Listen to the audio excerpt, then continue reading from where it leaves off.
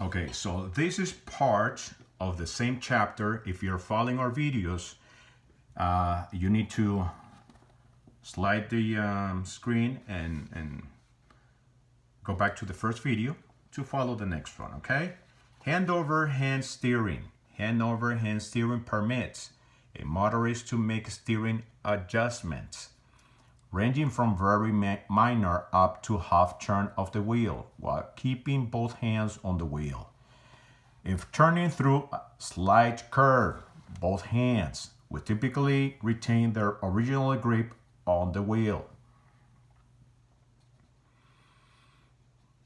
While keeping both hands on the wheel, if turning through a slight curve, both hands will typically retain their original grip on the wheel, making only slight finger or wrist adjustments as necessary to maintain the path of travel. However, when moving through a turn, the hand might move as much as 165 degrees. The motorist initiates the turn by pushing the wheel up from the 9 or 3 o'clock position toward 12 o'clock.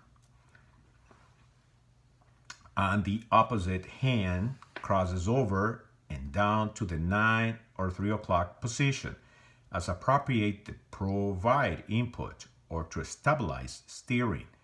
The original hand then returns to the original start, or the wheel can be allowed to slip through the fingers. Control slipping to straighten when coming out of turn, while both hands are always on the wheel to adjust it as necessary. Hand over hand steering is particularly well suited for precision maneuvers, steering through curves, intersection, entry and exit, and skid recovery. Stopping distances. There is no simple way to tell exactly how long it will take a vehicle to stop at certain speed. Stop distance depends on motorist reaction time, weather, visibility conditions, vehicle weight, brake conditions, condition and type of tires, roadway conditions, speed. One point is sure. The faster a vehicle is going, the longer it will take it to stop. When a motorist must stop quickly, speed can be the difference between life and death. A vehicle travels 88 feet per second at 60 miles per hour. Most motorists under most traffic conditions have a typical reaction time of 3/4 seconds. Deceleration is approximately 14 feet per second. See Chapter 4 for more information, and stopping in Chapter 5 for information about following distance and stopping at night. Proper braking. The use of braking may seem simple, but it is not. A motorist should know the type of braking system that her vehicle uses. It could be a conventional drum and disc brake system or an anti-lock braking system, ABS. Whether the vehicle is front or rear wheel drive does not determine proper braking. Many new motorists make the common mistakes of slamming on the brake pedal. If there is no emergency, the vehicle will jerk to a stop quickly and wear out brakes and tires. Steady, gentle pressures should be applied to the brake to bring the vehicle to a controlled stop. With an ABS, a motorist should not pump the brake or violently jerk the wheel.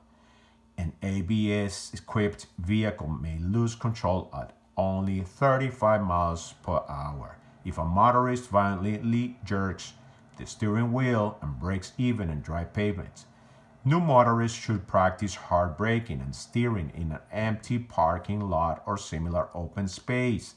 Until they are accustomed to the ABS, a motorist should always use her right foot for both the brake and the gas pedal. If the vehicle is equipped with a manual transmission, the left foot should be used for the clutch. Driving signals. A motorist always give a proper signal when turning, changing lanes, stopping or slowing down. A motorist should always use the vehicle turn signals. A motorist should put on the turn signals at least 100 feet before turning, and be sure to cancel the signal after making a turn. Not doing so could mislead other motorists.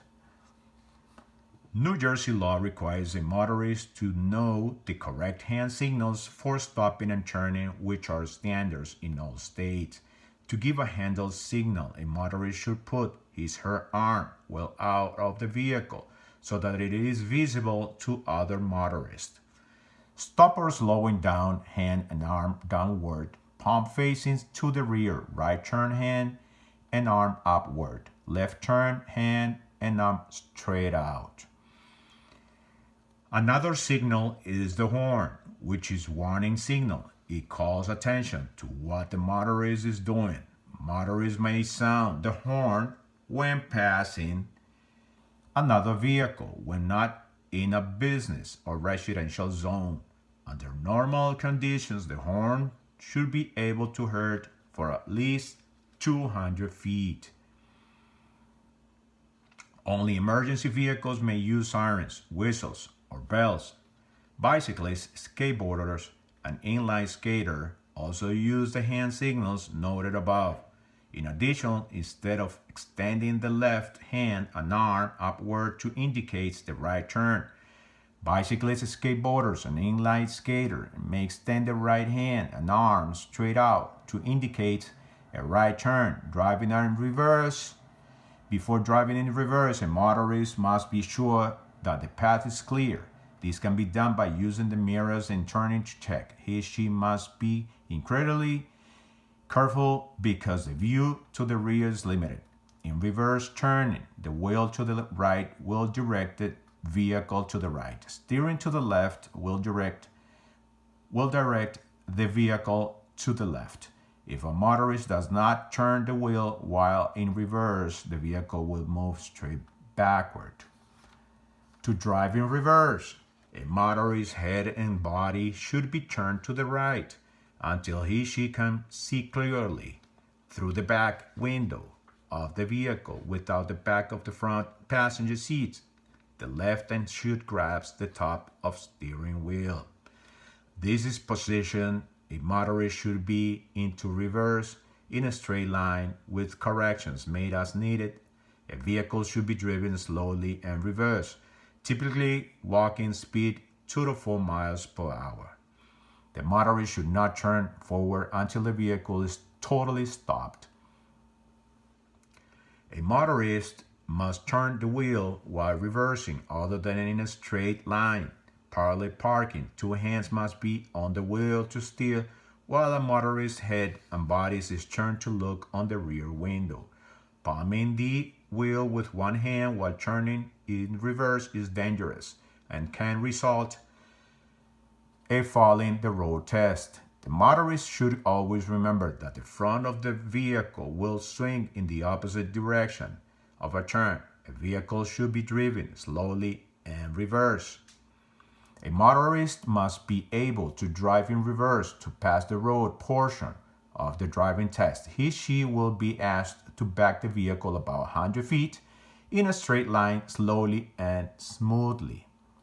Note, as of August 31st to 2016, backup cameras and backing up sensors that have been installed on a model vehicle are permitted to be used during the road test. However, driving in reverse principles apply first and foremost. Turning. To make safe turns, a motorist should decide well in advance where she wants to turn. Last-minute turns can be unsafe. State law requires a motorist turn. The faster the traffic is moving, the sooner a motorist should plan his/her turn. If a turn is missed, a motorist should never back up. It is better to take the next turn to risk crash before turning. A motorist should always. Okay, this is very important.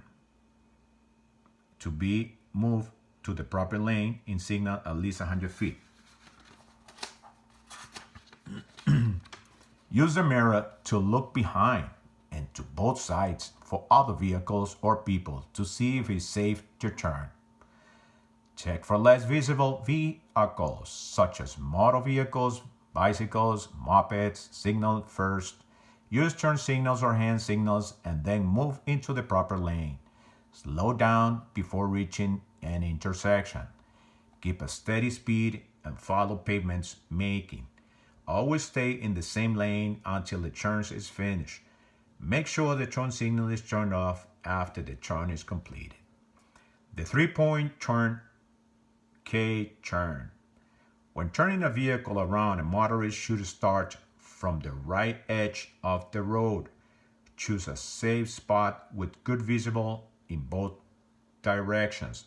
If there is no other vehicle, the motorist should signal left and move forward slowly while turning the steering wheel to the left.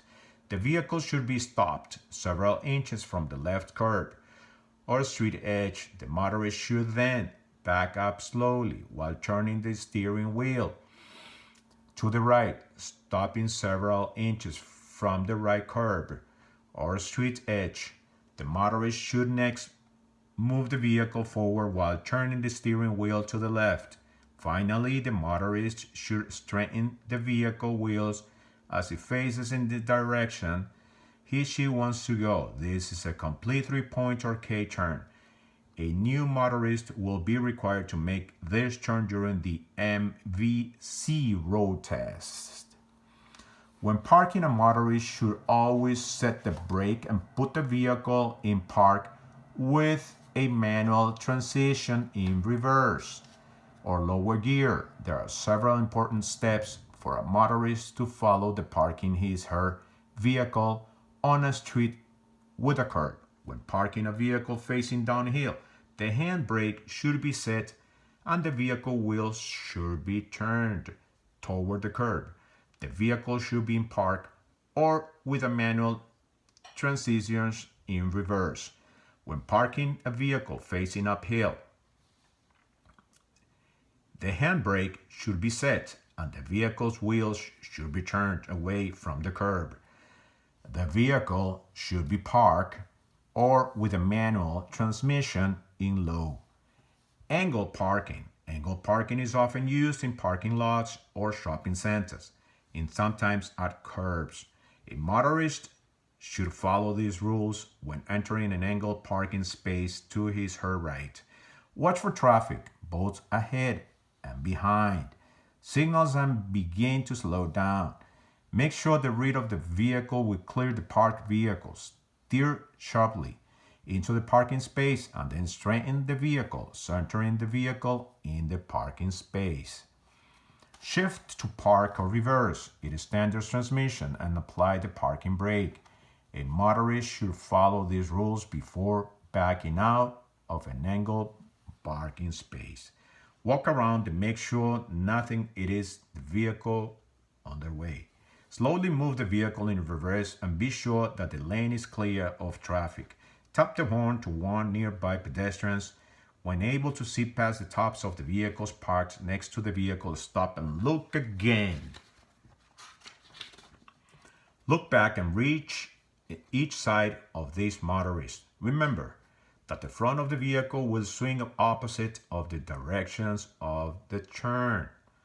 Back up slowly while turning until the vehicle left front wheel passes the rear bumper of the vehicle parked on the left. Straighten the wheels as the vehicle comes back into the lane of traffic.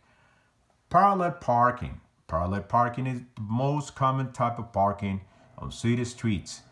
A motorist must be able to parallel park a vehicle to pass the MVC's road test. This takes the most practice for a new motorist. A motorist should practice often in an empty parking lot at first. Flags or markers 25 feet apart must be used to show where the other vehicles would be. If a motorist hits the flags or markers, she is not ready for parking between real vehicles and should not keep practicing the slower and smoother a motorist backs into the parking space. The easier it is to park, The properly parallel park and motorists should find a parking space that is large enough to fit the vehicle. Signal for stop and signal for the right to alert motorists that the vehicle will back up to the right. Pull up alongside parallel about 2 to 4 feet from the vehicle in front. Turn and check to see that the way is clear behind the vehicle before backing up. Turn her body to look out for the rear window of the vehicle behind, backing up slowly for about 2 feet and turn the steering wheel at the way of the right. When the front of the vehicle has cleared the rear bumper of the vehicle in front, stop and check the angle. Make sure the right back wheel has not hit the curb. Turn the steering wheel all the way to the left while beginning to back up slowly. Make sure the vehicle can clear its back bumper. When the vehicle is in line stop, be sure not to hit the vehicle and back. Turn the vehicle's wheel straight and drive the center of the parking space. The vehicle tires should be not more than 6 inches to the curb. Okay, so as up to now, we end up this chapter. On the next video, if you like what we're doing, please click likes, comment below, share it with your family, friends, and subscribe to our channel to help us support. So see if this is being very helpful to you. I keep making these videos until the end. And after this, since our channel is about to practice in English and Spanish, the next videos after I'm done with this, it will be in Spanish. Okay? For those out there that probably don't have time to read the book, if you want to pass the driver's license test and the practice test also. So thank you very much for your patience, and I hope you understood everything I worded out there. This is good for you. I'll see you in the next video. Thank you, guys.